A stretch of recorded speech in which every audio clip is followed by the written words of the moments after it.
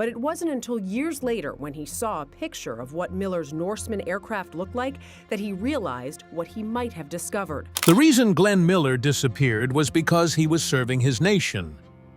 He got on a little plane from England for Paris with the intention of bringing music and optimism to the front lines. However, he lost contact with his jet over the English Channel, and there has been no sign of it since it vanished.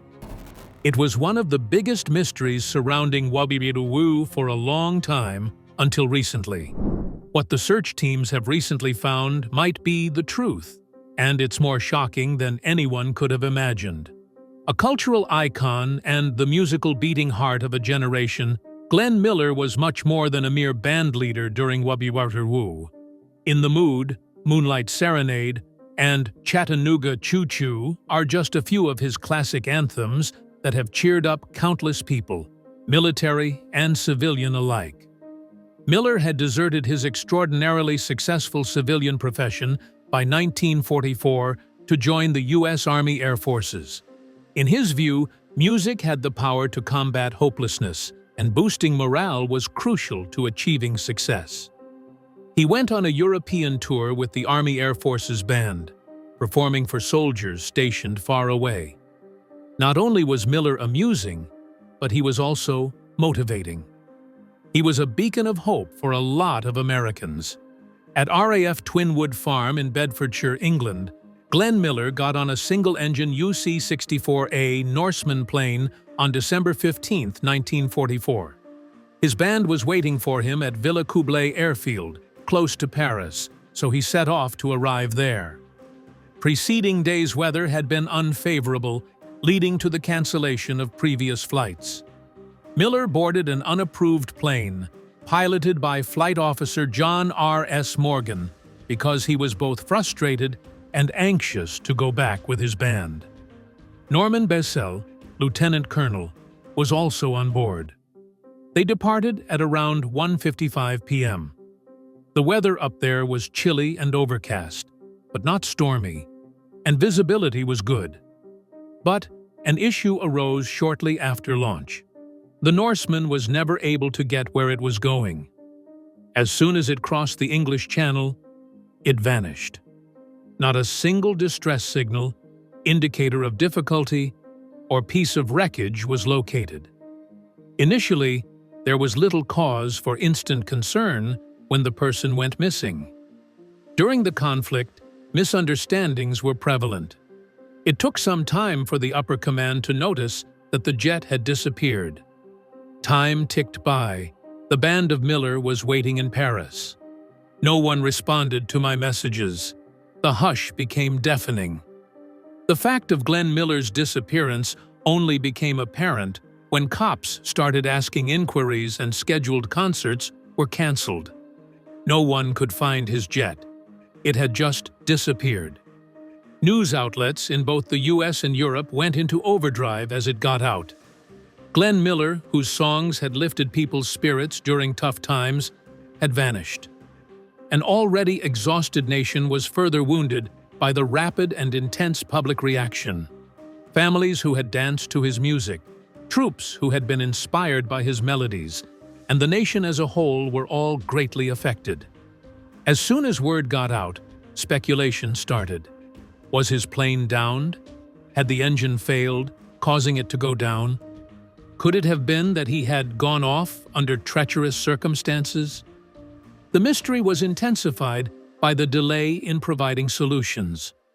There were no signs of distress in the English Channel, a notoriously dangerous area for tiny planes, with no dead or debris washing up on the coast.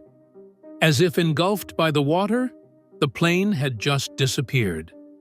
Miller's sudden departure shattered many people's hearts.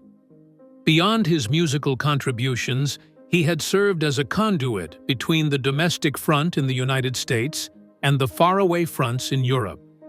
The members of his band had played non-stop, despite the harsh circumstances, in order to bring comfort to the troops who sorely missed home.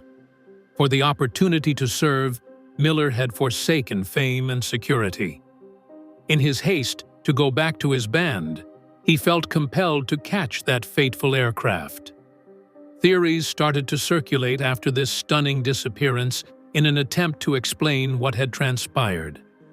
While some remained firmly rooted in reason, others descended into the wacky. Here are a few of the most outlandish theories put out by various individuals throughout the years. Mechanical failure was probably the cause of Miller's plane going down, according to the most popular and factually backed theory. It was well known that the Norsemen would have carburetor icing in the really cold weather on December 15, 1944. The unannounced engine stoppage might have been caused by a frozen carburetor while in flight. If the jet hadn't been able to regain height and time, it would have crashed into the English Channel's frigid waters. Due in part to Miller's hurry to reach France and continue his morale-boosting tour for American troops, experts concur that Flight Officer John R. S. Morgan flew into hazardous situations without fully grasping the consequences. As an early and much debated alternative theory, friendly fire might have been a real possibility. According to this scenario, the returning bombers of the Royal Air Force, RAF, followed protocol and dropped their remaining bombs over the channel before safely landing. A tiny aircraft was observed flying beneath and then spiraling downward after the bombs were dropped, according to RAF engineer Derek Thurman, during one such bomb drop. A few people thought this misfortunate vessel may be the Norsemen transporting Glenn Miller, an emotive and dramatic Allied blunder that cost the United States an icon garnered attention to the theory. The timings and flight paths did not coincide well enough to certify it as plausible, according to a meticulous examination of flight data and the positions of bomber squadrons, which has put considerable doubt on this notion. Miller never crossed the channel at all, according to a far more scandalous account. Instead, he reached Paris and perished in a brothel.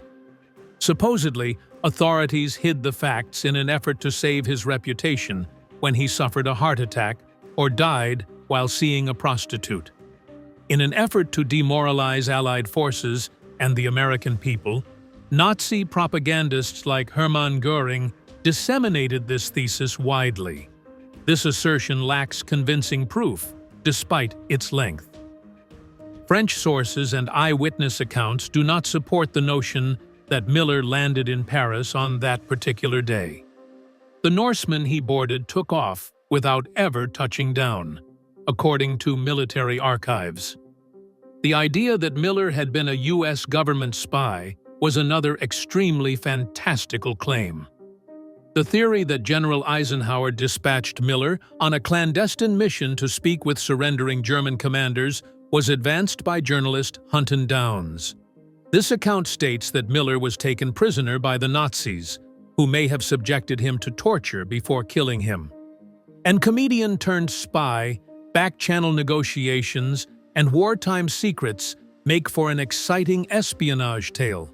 But the premise falls flat when tested. No official documentation have ever appeared to verify the hypothesis, which was based on hearsay and so-called eyewitnesses, which prompted Downs to make his assertions. Nothing in the Miller family papers or military archives points to a function for him beyond providing morale assistance to the troops through music.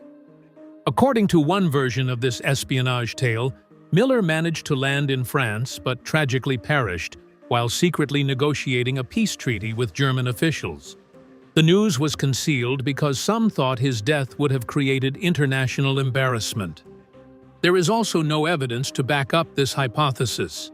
Military historians and academics who have researched the subject stress that Miller's escape was not an undercover operation.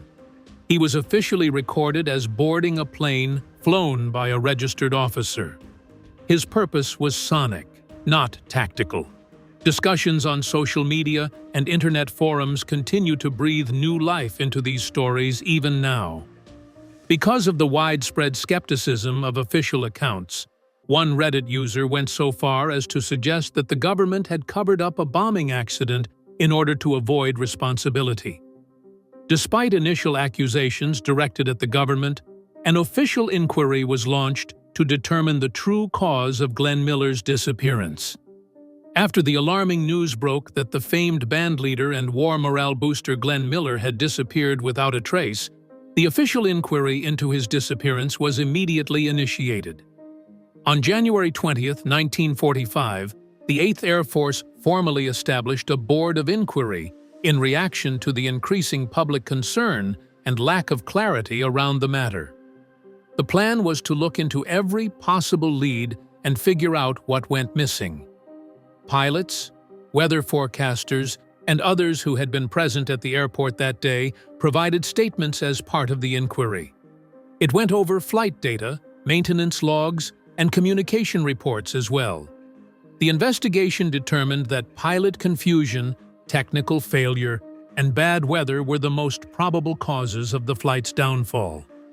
Low visibility owing to fog and very cold weather crossed the English Channel that day. There was no de-icing gear on board, and the Norseman did not have any high-tech devices to help him negotiate bad weather. Problems with carburetors freezing, which occurs when air moisture freezes within the carburetor and prevents gasoline from reaching the engine, were one of the most important points brought up. According to the investigators, the engine died mid-flight because the carburetor heater probably failed. There was absolutely no time for the pilot to react before the plane plummeted into the freezing ocean. Furthermore, the board made notice of the fact that even highly trained pilots might experience spatial disorientation under combat circumstances. Because of his lack of training in instrument flying, Flight Officer Morgan could have had trouble keeping the plane oriented correctly if it had encountered cloud cover or heavy fog. After considering a number of factors, including weather issues and mechanical failure, the Board of Inquiry determined that the incident was unintentional. It did not detect any signs of sabotage, hostile interference, or wrongdoing. Despite the lack of physical proof, the plane was never recovered, and the investigation's logical explanation, backed by aviation knowledge and meteorological data, the accident was ultimately determined. One of the most intriguing leads in the decades-long mystery was turned into during an apparently ordinary fishing trip off the coast of England in 1987. A former fisherman from England who goes under the name Mr. as he hauled a heavy metal object over the floor of the channel, Fisher caught it in his net. Rather than being random maritime detritus, the artifacts were remarkably well preserved and obviously tied to aviation. Fisher, who was somewhat knowledgeable about planes, felt certain that the piece belonged to a Norseman, the same type of plane that had flown Glenn Miller on his last flight. After realizing the significance of his find, Fisher informed the coastal authorities about the debris. Nevertheless, he was instructed to return the shard to the ocean rather than begin a recovery or inquiry, most likely because doing so would have legal and ethical ramifications, since it may have been disturbed a war grave. Prior to this, Fisher meticulously noted the precise locations of the debris that his net had captured. The long-dead riddle of Glenn Miller's disappearance was resurrected by that evidence. It was thought for a long time that the Norseman had either exploded or been hit by friendly fire or bad weather, rendering all remnants unrecoverable. What Fisher's coordinates provided that no other lead had was a precise location to search. The International Group for Historic Aircraft Recovery, a non-profit organization, started studying Fisher's coordinates in depth in the 2000s. They painstakingly converted his recorded position into current coordinates by superimposing ancient Decca navigation data with modern satellite-based GPS maps.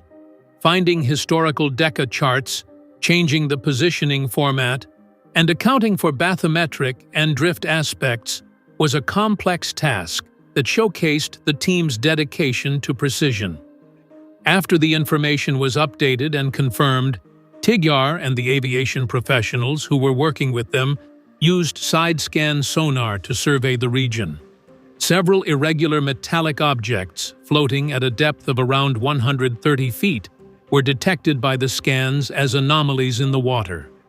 Features consistent with a crashed Norseman plane were visible in these outliers, including a definite debris field radiating away from the impact site, anomalous density in specific geometries, and dispersed steel tube constructions.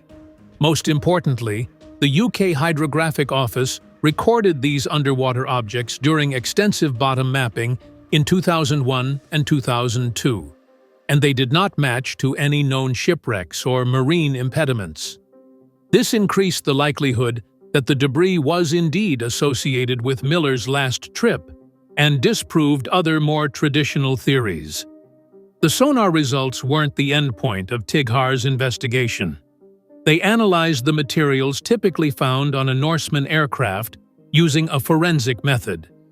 The distinctive steel tube fuselage and powerful Pratt & Whitney R1340 Wasp engine allowed the Norseman to outlast many of its WW2 counterparts, built mostly of fabric and wood due to their density and weight, which allowed them to withstand water impacts for far longer. Experts underwater analyzed the sonar pictures and concluded that the debris field's metallic density and forms matched those of the plane's engine and steel structure. This technical match significantly increased the site's credibility compared to earlier sightings or rumors that were not supported by evidence. Still, we weren't even close to wrapping up the case. Skeptics noted that Miller might have avoided some channel traffic by following his intended flight path, the Amber Corridor, which would have led him between Beachy Head and Saint-Valery. Significantly off that road lay the location indicated by Fisher's coordinates.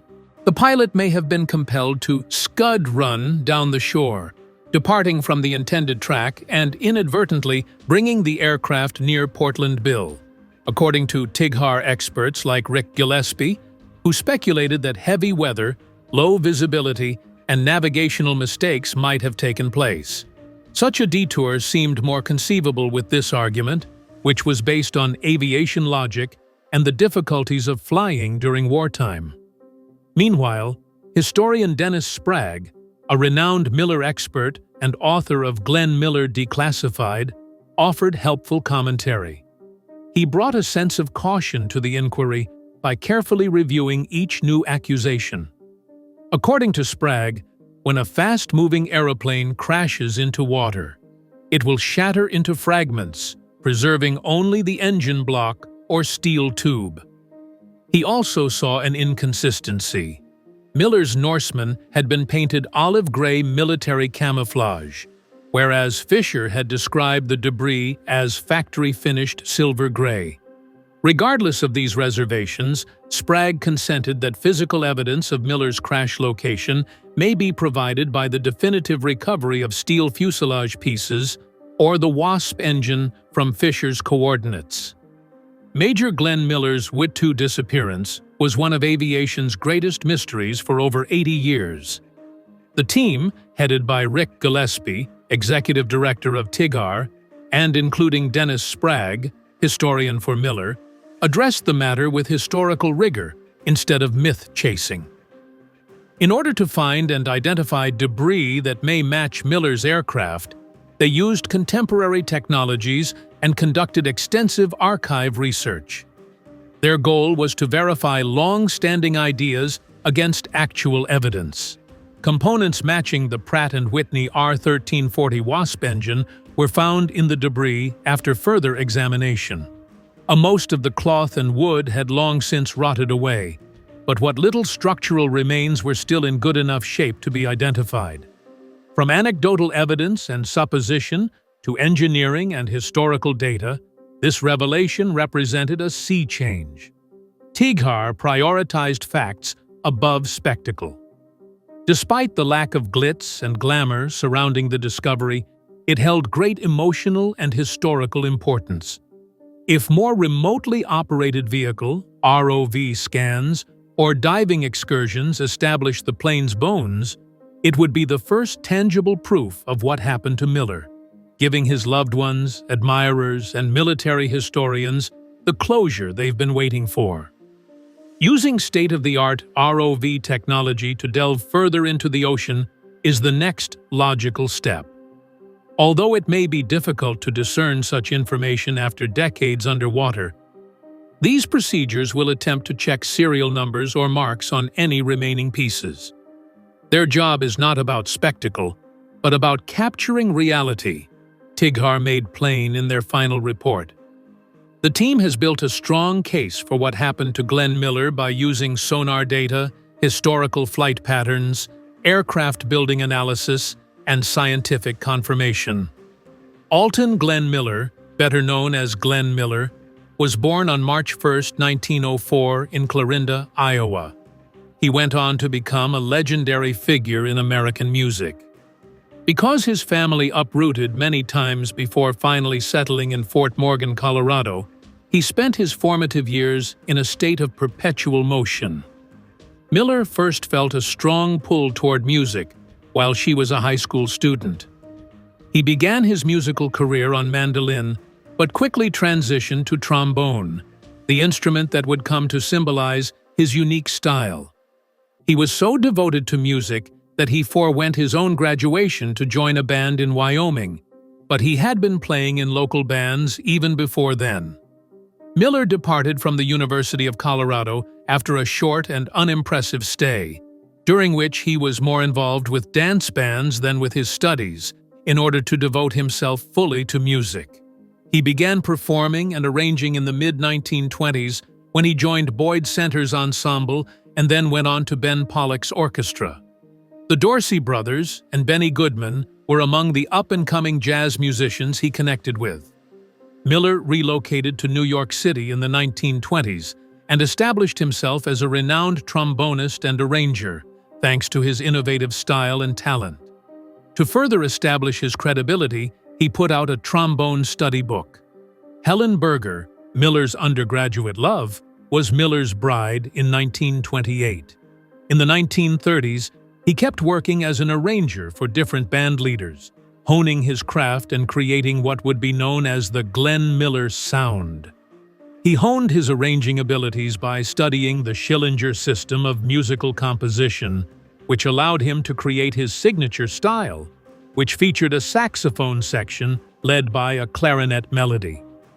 In the mid-1930s, he tried leading his own band for the first time. Nevertheless, he was unsuccessful. When he reformed his band and performed at New Rochelle, New York's Glen Island Casino in 1939, he finally broke through. After her performance went viral on national radio, Miller became an overnight sensation.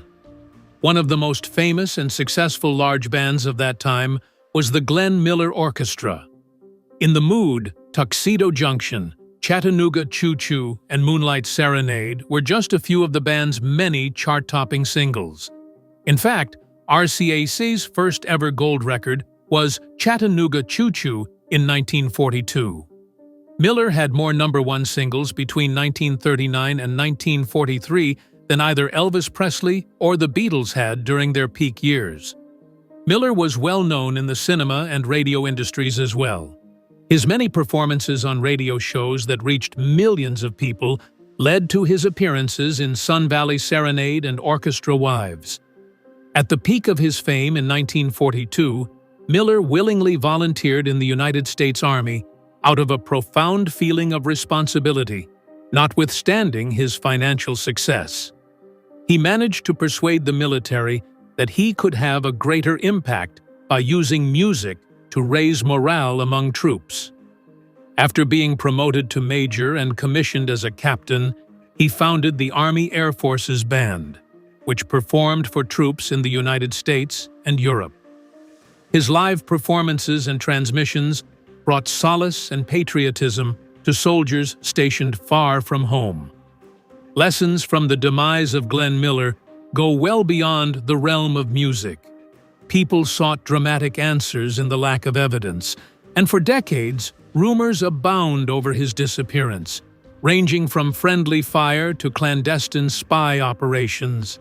But as we can see from Tighar's research, the only way to unravel historical puzzles is via method, science, and independently confirmed facts. The narrative went from rumor to reality with the discovery of steel tubing and a Pratt & Whitney Wasp engine, highlighting the significance of using truth, rather than fiction, to comprehend the past. The disappearance of Miller further emphasizes the precariousness and vulnerability of all actions during warfare, including non-combat transfers.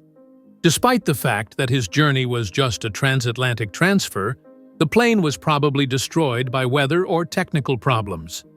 This brings up a broader point. Logistical problems, misunderstandings, or environmental dangers, not enemy fire, were the cause of many losses throughout the conflict. When a legend like Miller dies, it brings light to the countless other, less well-known deaths that occurred throughout World War II. The importance of giving one's all for the common good is another lesson that Miller's narrative teaches. He believed his music might uplift troops' morale while serving in the military, so he left behind a lavish existence and performed in chilly, unsafe, or improvised locations, even while he was at the height of his career. His decision exemplifies the importance of responsibility, patriotism, and using one's abilities for a greater good. Limitations of aircraft technology during the war are also revealed by the instance. In 1944, there were very few safety measures, very inaccurate weather forecasts, and very rudimentary tracking systems. There were no distress messages or radar data to depend on after Miller's jet went missing. This tragedy highlights the improvement in aviation safety, but also the difficulty, especially with modern technology, of locating and recovering lost planes. The persistence needed to unravel the mysteries hidden by the ocean, as seen by the nearly 80 years it took to find bits of Miller's plane, is commendable. The emotional benefit of closure is lastly taught in the Glenn Miller case. What transpired was a mystery to fans and historians for decades. Although not as dramatic as a total disaster, the new discoveries do provide something more substantial: tranquility. Now that we have a better idea of what occurred and can see proof of it, Miller will be remembered not as a mystery, but as a guy who served, went missing, and was eventually discovered. His legacy is now celebrated, not shrouded in mystery. Tell me what you think about the mystery surrounding Glenn Miller's disappearance. Please feel free to leave your thoughts and opinions in the space provided.